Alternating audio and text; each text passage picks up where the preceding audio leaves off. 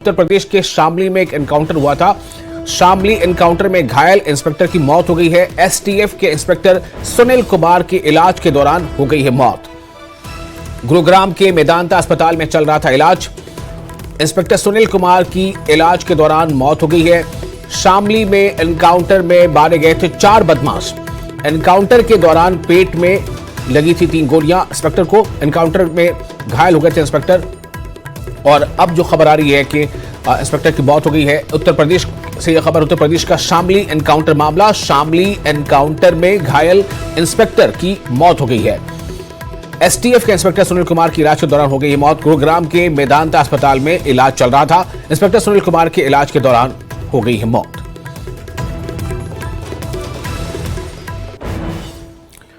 न्यायालय में लोगों को न्याय दिलाने के लिए पैरवी करने वाले सोनीपत के वकील अपनी लड़ाई सड़कों पर लड़ रहे हैं। उनकी नाराजगी पुलिस की कार्यशैली पर है। वकीलों का आरोप है कि एक वकील के पिता के एक्सीडेंट के मामले को पुलिस दबाने की कोशिश कर रही है। जिंदाबाद, जिंदाबाद,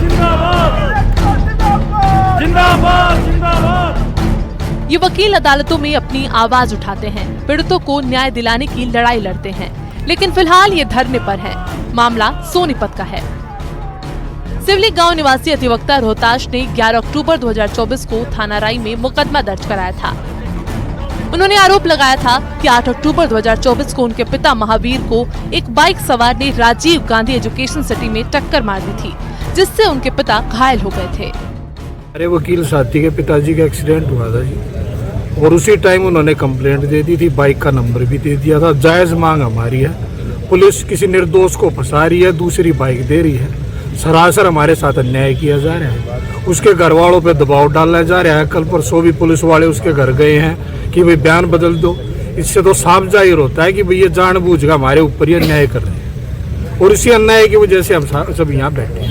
कितना टाइम हो गया? हमें कम से कम 10 दिन हो गए जी। 10 दिन से हमारी स्ट्राइक चली हुई है। 2 दिन से हमारा धरना प्रदर्शन चला हुआ है, और ये लगातार चलता रहेगा जब तक हमारे साथ न्याय नहीं होगा।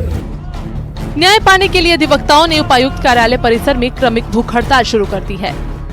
प्रशासन से हमारे पास कोई प्रशासन वाला नहीं आया। एक हमने कंप्लेंट दी थी, कल तहसीलदार साहब आए थे डीसी को, और डीसी साहब थे नहीं, उसने उनको पास भेजी है, लेकिन कोई ऊँच छूत नहीं, किसी ने नहीं पूछा क्या है। वहीं पुलिस का कहना है कि जांच के आधार पर कार्रवाई की जाएगी। अदालतों में तारीख पर तारीख और सालों चलने वाले मुकदमे साधारण बातें हैं। वकील भी इन बातों को बखूबी समझते हैं, और शायद यही वजह है कि उन्होंने न्याय के लिए धरना और भूख हड़ताल का सहारा लिया है। न्यूज़ 18 के लिए सोनीपत से नितिन अंतिल की रिपोर्ट। और अंतर्राष्ट्रीय शूटर